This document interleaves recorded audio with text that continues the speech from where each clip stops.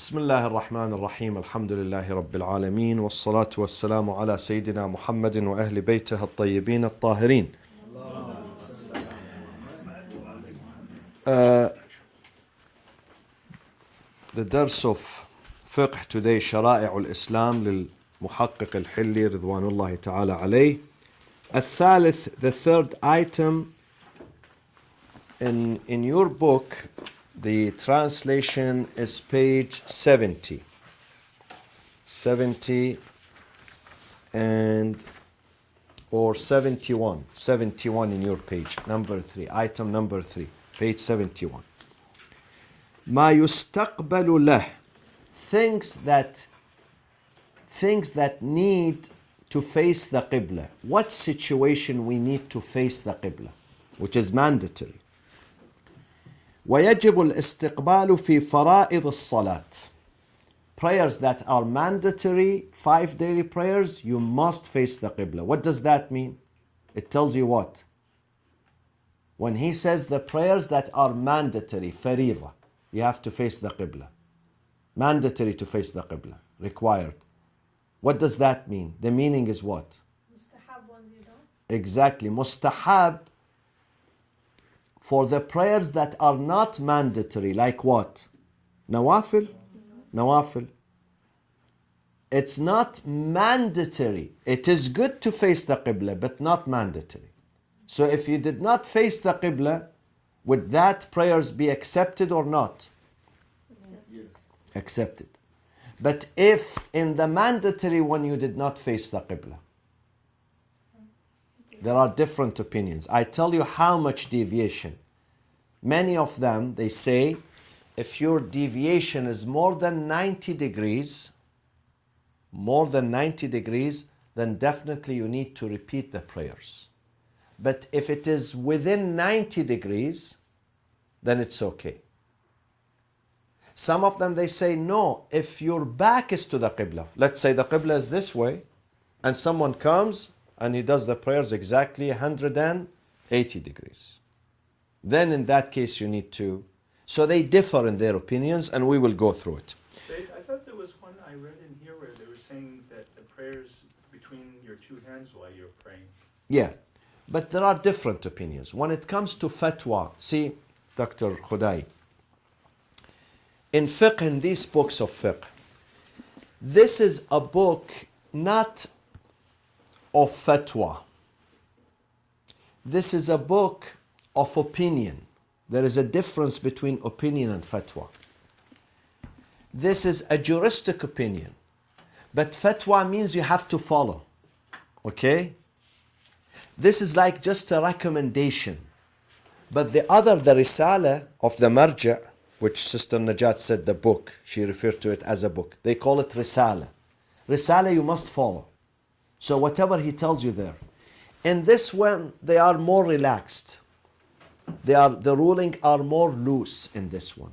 In that one, they are tight. Because that one you have to follow.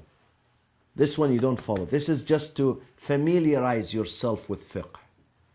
This is not book of fatwa. This is not risala. That one is risala. Are you with me?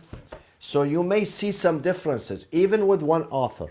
This is very shocking and surprising to so many, and sometimes confusing. One author, one imam, one mujtahid. He writes something in this book. In his second book, he writes something else. And you come and you say, well, he's contradicting himself. He's not contradicting him.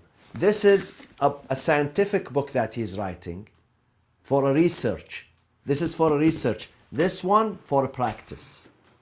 This is why they call it a risalatul amaliyah, a book of a practice. So in the book of a practice, he has to be very precise. And he has to take precaution. In this one, he does not take precaution. In this one, he brings many opinions. And maybe he does not give a preference to either one. In this one, he must be very specific. Very, very, very, very, very, very specific.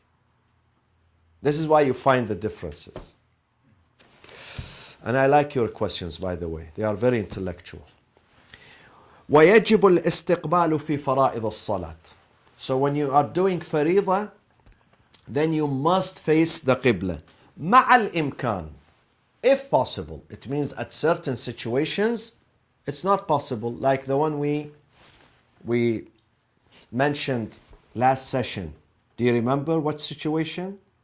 When your iPhone's not working and you don't know which way to go. On the plane? Exactly. In the plane, or let's say someone is riding a horse and the horse is moving. Let's say the horse is, zigzagging. He's not moving in a straight line. Okay? The horse is zigzagging and the carriage, is moving left and right. They say at least at the time of Takbiratul Ihram, he should face the Qibla, even if he turns his body to right, left. At least he says Allahu Akbar, and then if the horse moves, left and right, it doesn't matter. Because in certain situations, you cannot face the Qibla. Let's say someone on a hospital bed, he's alone in his room, no nurse to turn him towards the Qibla, no sun, no midnight, he wants to do prayers, his salat. And he cannot. He's physically unable to move. They put him on a bed only in this direction. In that case, there is no possibility. So he can do it without the Qibla. So you face the Qibla if you can. If you can't, impossible, then you don't have to face the Qibla. So this is one, at the time of a prayers. The second situation, وَعِنْدَ الذَّبْحِ, slaughtering. Not ISIS type, slaughtering men. Slaughtering animals. Animals. Okay. Not like Al Saud, they slaughter human beings. And then وَبِالْمَيِّتِ, when a dead person, at the time that he is dying, his family has to face him the Qibla. So they put his bed, if the Qibla is this direction, so if he sits, let's say if he sits, his face is towards the Qibla. At the time of his death, and at the time of what? When his soul is leaving his body. This is the same time of death. Okay. Burial. At the time before burial, what do we do for him? Not washing, no. Salat, exactly. Salat, you have to put the head this side and the leg that side, if this is the Qibla.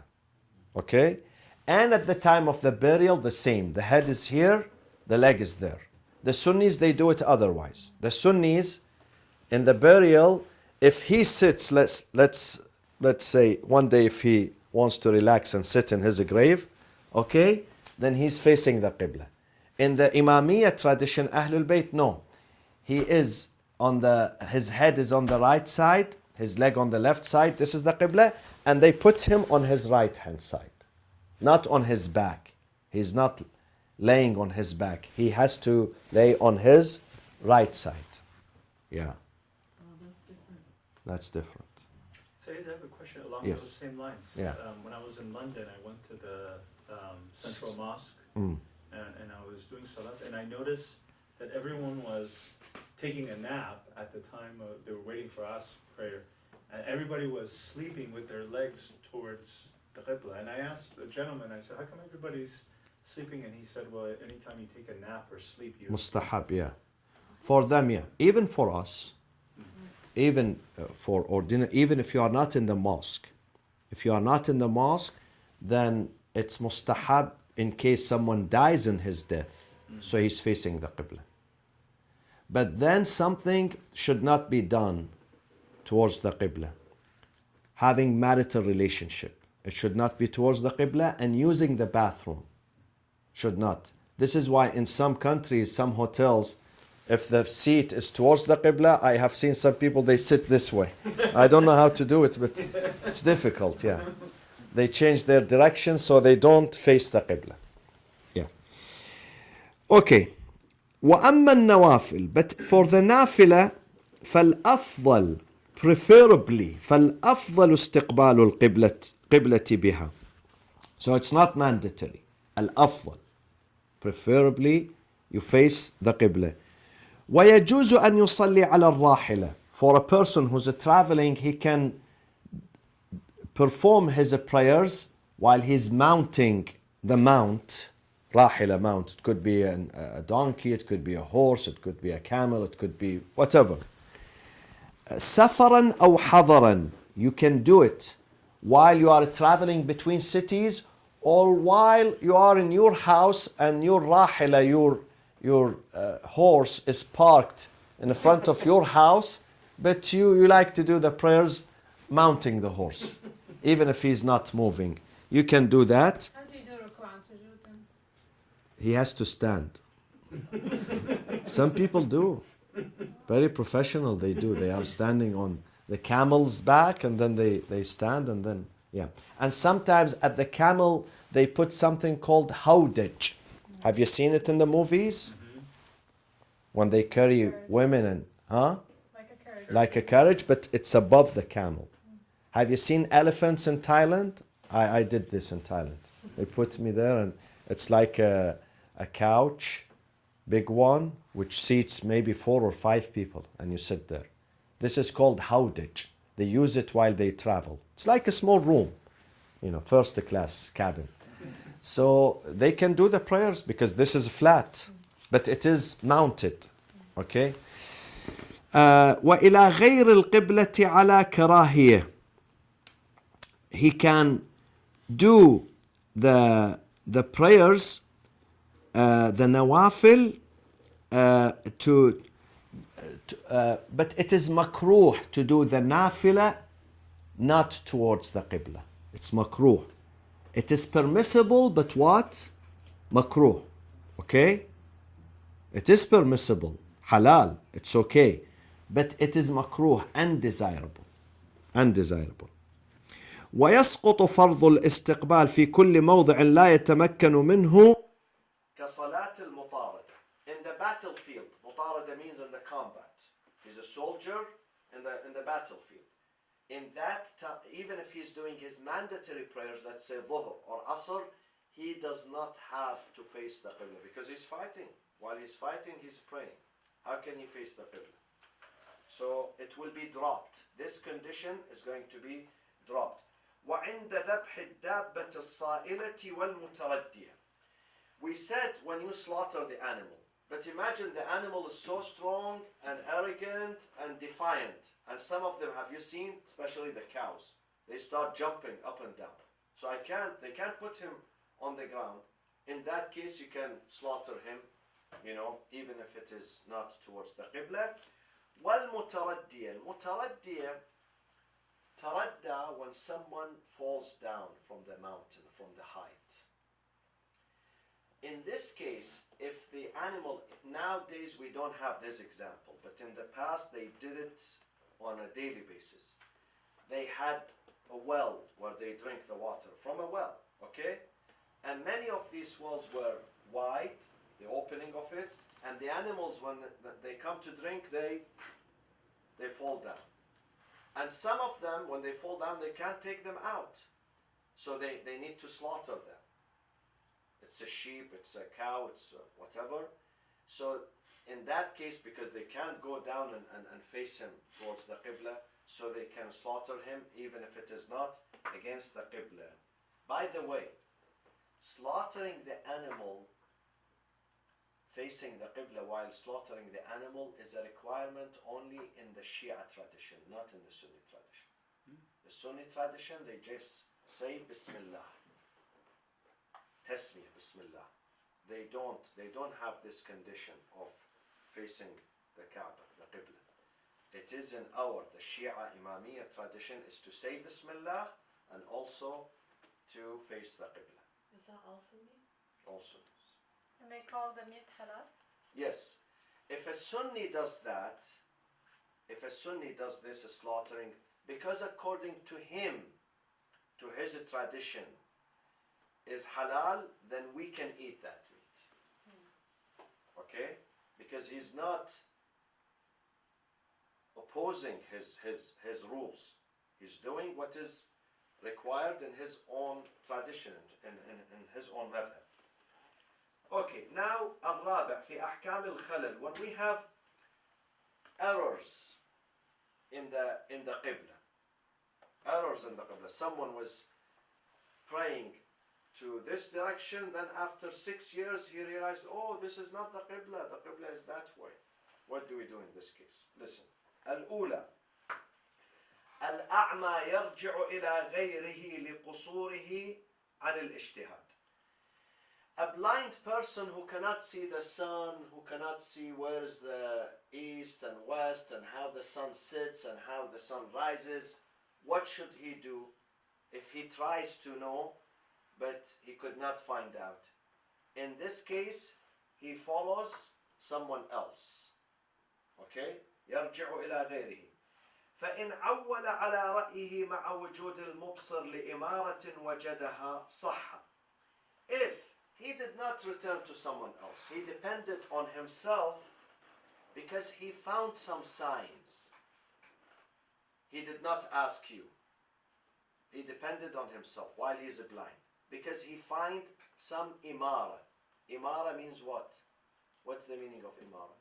Sign. Sign. Like what? Give me an example. The sunrise. No, he doesn't see the See, sunrise. the heat of the sun. Huh? The heat. The the heat. sun. He has to be very close to the sun in this case. Listen to some. Okay, he came and they told him, listen, he came into a room and they told him there is a Qibla. We can see there is a Qibla. You know our Qibla? So he says, okay, this is a Qibla. And then it turned to be not a Qibla, this is a decoration. Someone, he draws something like a Qibla. So he thought this is a Qibla. It's like me, 20 years ago I went to San Francisco. One day we did wudu in the hotel and we went to downtown San Francisco. And I was driving, all of a sudden I saw a mosque, minaret. I said, Allahu Akbar, a mosque. And this is time for Maghrib. I was so excited, so happy, so happy. So I pulled over thinking that this is a mosque. And then the guy came, it was a valet. He said, do you want a valet? I said, valet for what? I'm here to pray. He said, this is a movie theater. I said, this is a movie theater. They made it, I don't know whether you've seen this movie theater. It turned to be a movie theater, but they made it like the Moroccan style. They made the mihrab, just like it from outside, the exterior, exactly like a mosque. It had a minaret. Turned to be a movie theater. So this guy, the a'ma, let's say, the blind, he goes and he thinks that this is, but then it turns to be a museum. They just made a... In that case, if he followed a sensible sign, like when I said, and then it turned to be, no, it's not the Qibla, and he did his prayers, should he repeat the prayers or not? No, because I gave you a clue. What was the clue? Certitude. Not certitude. Qata. Sensible. Somebody told him this is a mihrab, and mihrab is an indication to Qibla. Okay? So if he followed imara, a sign which is acceptable, it makes sense, then it turned to be, no, that was not the right sign, a wrong sign. In this case, he does not repeat his prayers. But if he did not depend on a reasonable sign, I'll give you an example. You know, sometimes there is multi-faith room in the airports. Have you seen them? I'm an expert in these airports, in these rooms.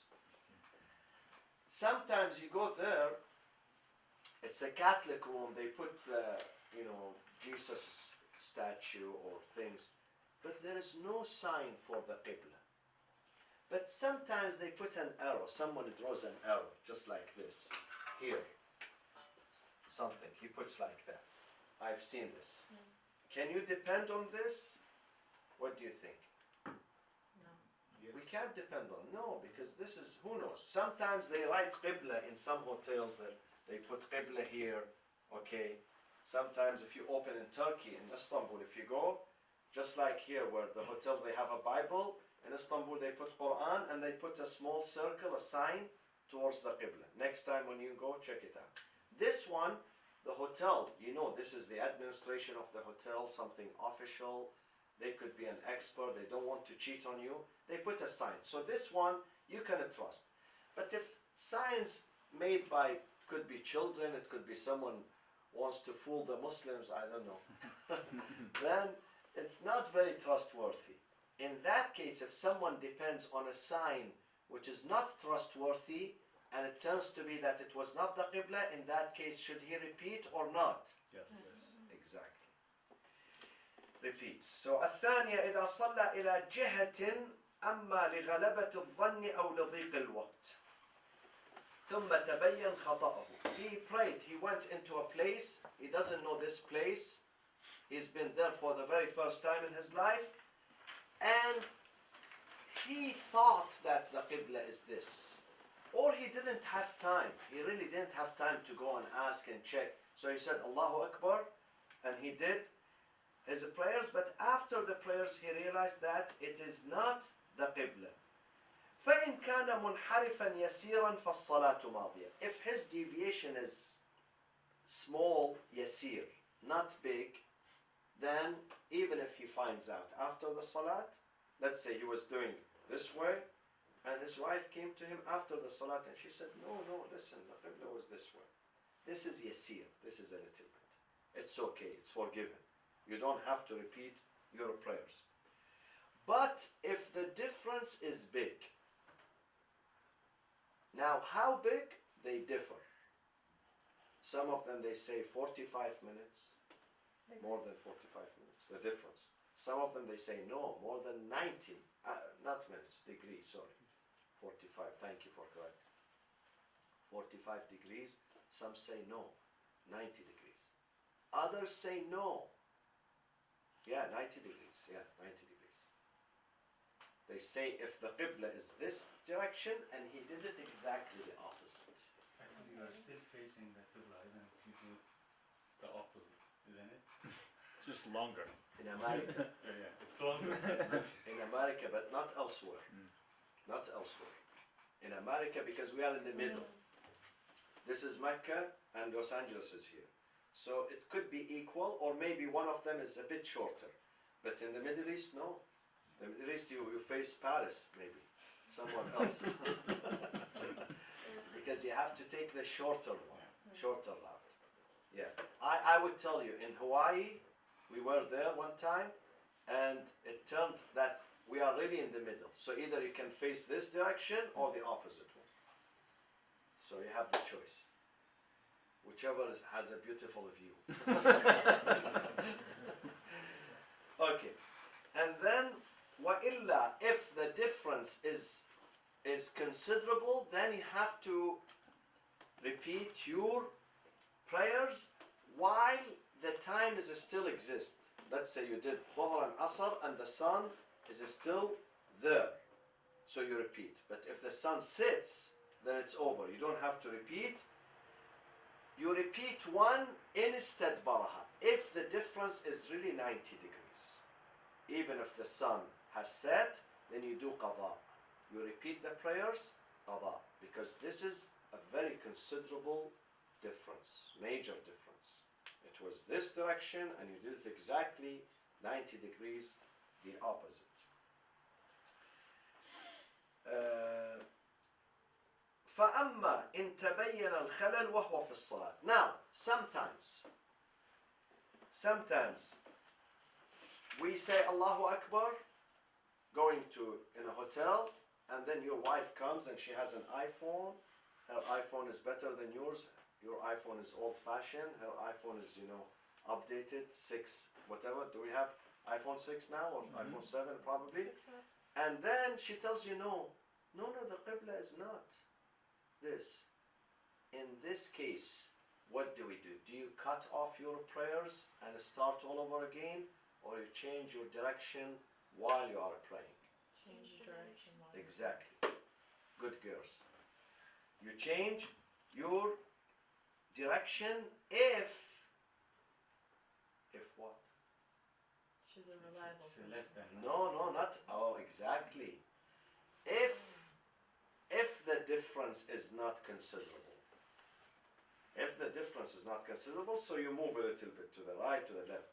But if the difference is really considerable, the opposite direction, then you have to cut your prayers and start all over again.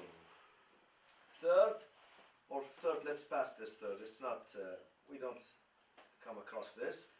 الرابعة في لباس المصلي. Now, what we wear, the clothing of someone who's performing the salat.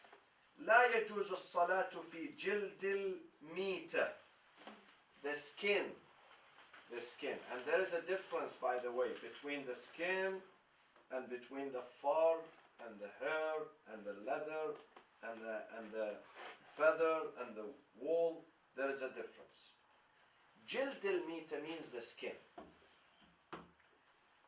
If it died, ميتة, not as ذبيحة, not according to the Islamic Sharia.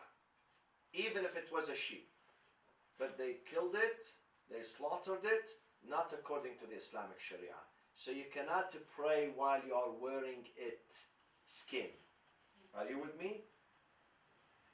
But if the skin of an animal that was slaughtered Islamically, can you wear it during your prayers or not? Yes, because it is not meat anymore. It is not meat. What is the opposite of meat, my friends? Meat,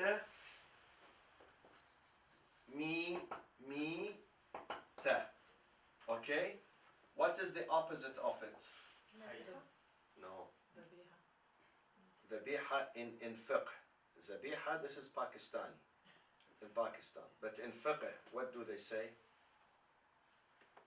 Tazkiyah. This is the formal name of it. Tazkiyah. Mudhakka. So the animal is mudhakka. Mudhakka or tazkiyah. Not tazkiyah, the. Tazkiyah. Tazkiyah means the animal has been slaughtered Islamically, like what we say, zabiha. So tazkiyah is the formal Islamic name of it. Okay? And then the animal that...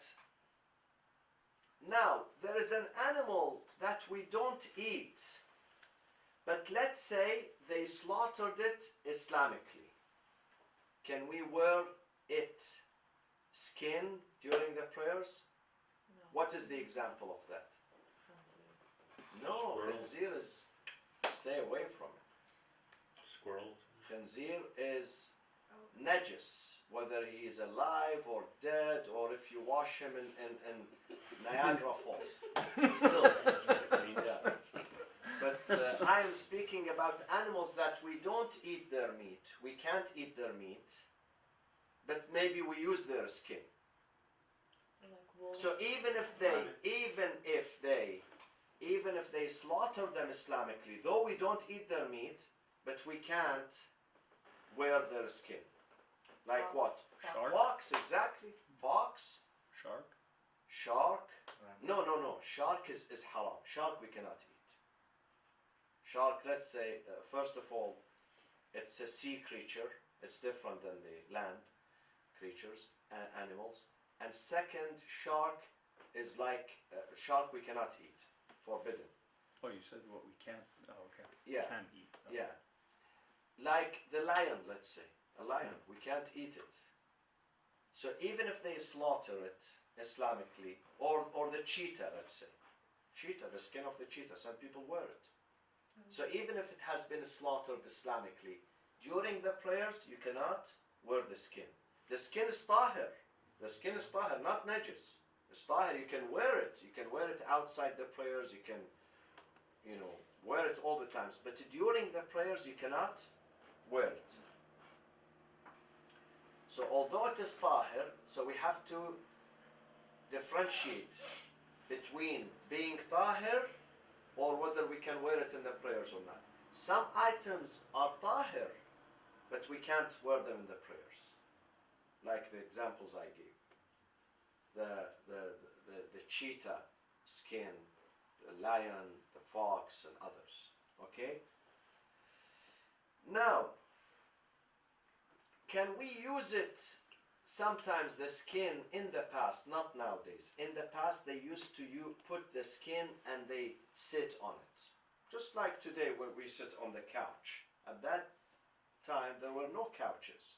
They would sit on the floor, but they put the skin underneath them, like a mattress, like a carpet, let's say. Or sometimes they put them on a table where they put the food and eat. Can we use them in this case? The skin of an animal which is unedible. We don't eat it, like the cheetah skin or the lion's skin. Can we use it just to Or use? Sit. Yeah. Can we use it? Is it? Yes. It's not for Yeah, salat. but it is makruh.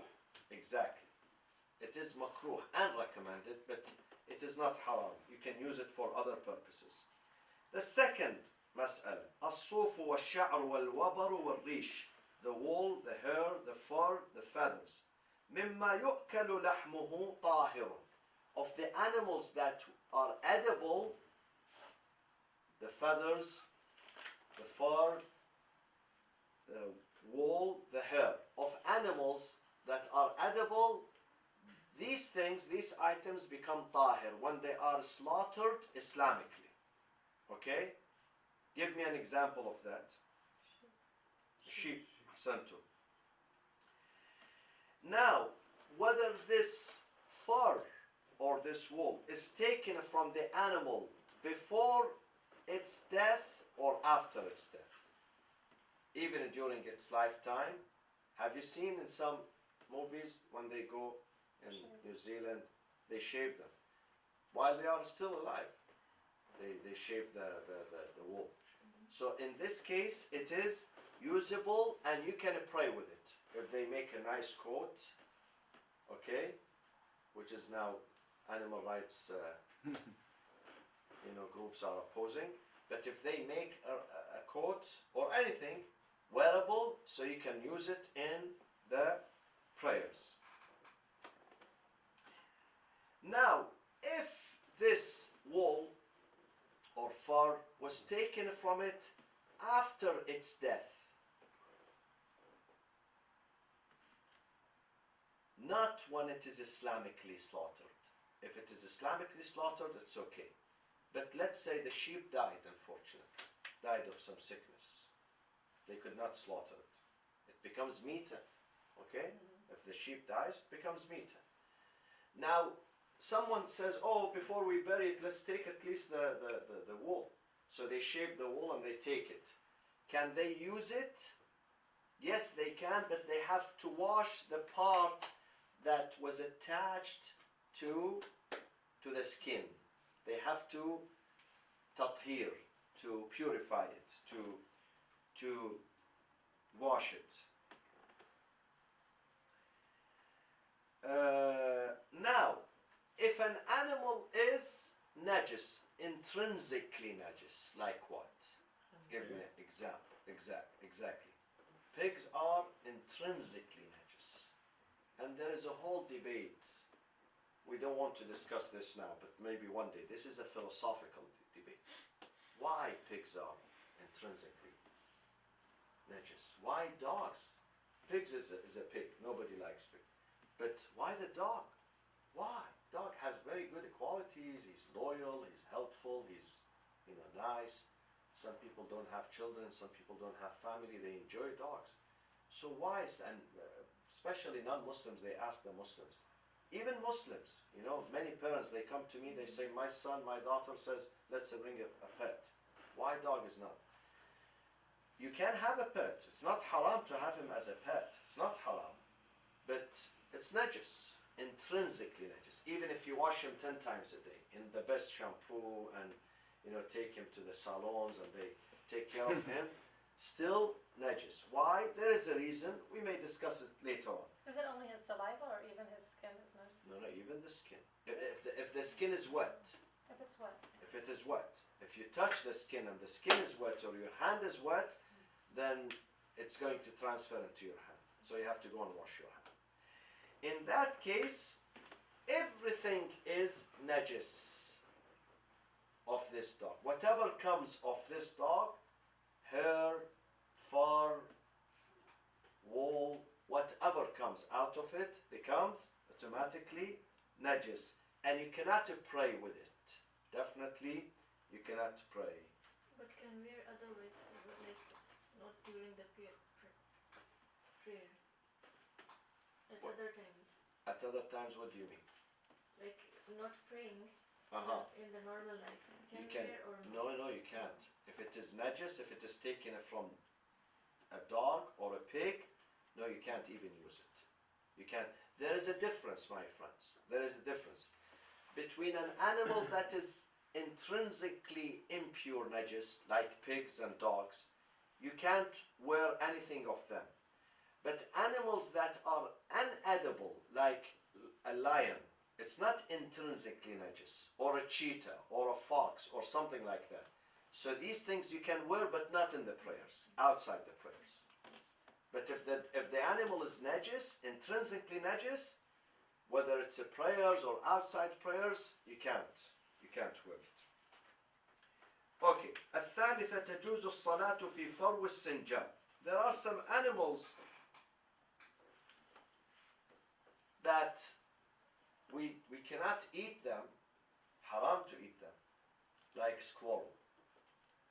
But the fur, imagine, let's say, someone says this jacket, this whatever is made of the fur, from the fur of the squirrel.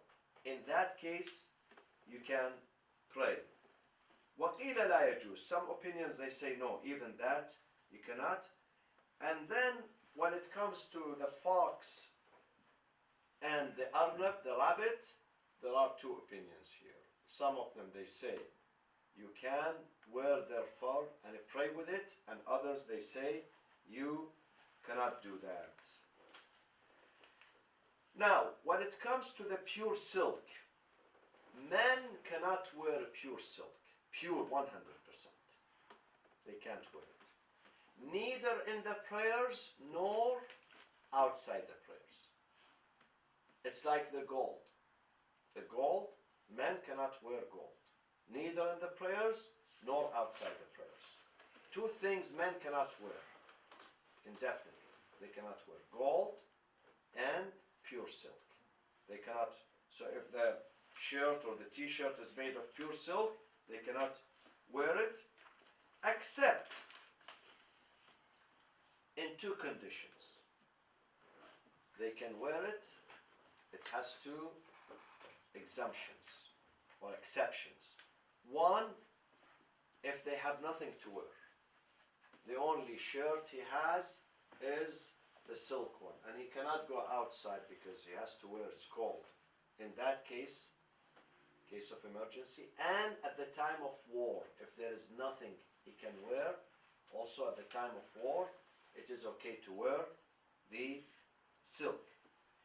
But with women, for women, they can wear the pure silk during the prayers and outside the prayers. Now, there are certain items, they are not considered clothing. So if they are made of a pure silk, can men wear them or not? An example of that is a hat. Let's say someone is wearing a hat. It's made of a pure silk, but this is not a clothing. Hat is not considered clothing, okay? Or let's say it covers part of the body, but they do not, the urf, the public opinion, do not call it clothing. In this case, yes, these things can be worn, but it is makruh, undesirable. But you can use the pure silk for other purposes. You can use it for a couch, or a seat of your car, let's say. You can use it. You can put it like a carpet on the earth, cover the earth, the ground, and sit on it. And if the dress is embroidered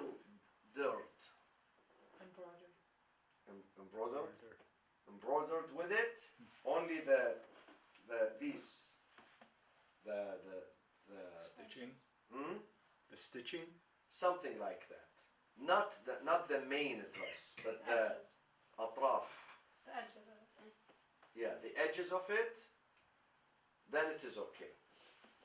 That's if it is done with a pure silk. And if the silk is mixed or blended with other fabrics, then in this case we don't call it pure silk. Then men can wear it in general, and also they can wear it in the prayers, during the prayers. Now, let me go with one last mas'ala here. And that is, what do we do with leather?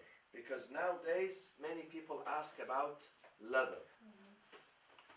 For men and for women, if this leather is meat.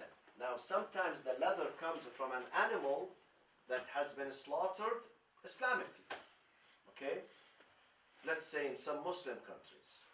By the way, when you go to a Muslim country means the majority of the population are Muslims. Not necessarily 100%. Not necessarily 100%, because you can't find a country today where 100% are Muslims. I don't think we do we have? No. I remember any. No. We have minorities. We have Armenians, we have Christians, we have Buddhists, we have Jews, we have... So, when we say Muslim countries, it means the vast majority are Muslims. Let's say 70% and up, 60% and up. In these countries, when you go to the market, you don't ask this food is halal or haram. You assume that it is halal. There is a special term for it. What is the term?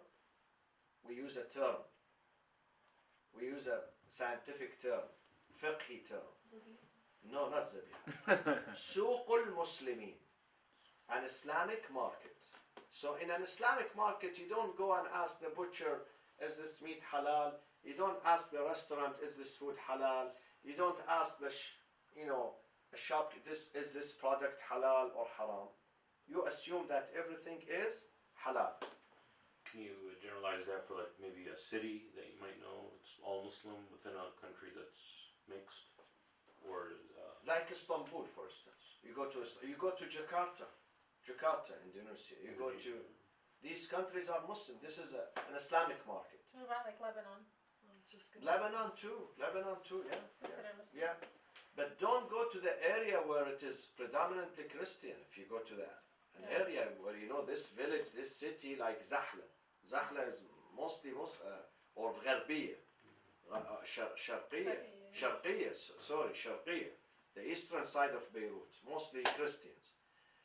But if you go to an area where you know those are, predominantly Muslims, then if you buy a jacket, leather jacket, then you don't ask here, you don't even examine, because you have purchased this from an Islamic market.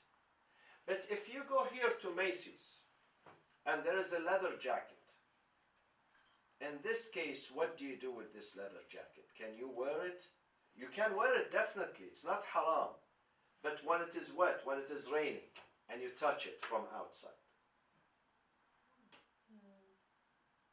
or during the prayers, can you wear it or not? If this leather is a pure leather, 100% pure leather, then you cannot wear it. But if this leather has been mixed with other things, other fabrics, other chemical things, other, whatever, then scientifically speaking, when we examine it, an expert says, no, this is not pure, this is not 100%. Yes, the majority of it is leather, 80% of it is leather, but 20% is non-leather. Then in this case, you can wear it. Okay? Can you pray in it? You can buy it, of course. Can you pray in it? Yeah, you can pray. Yeah.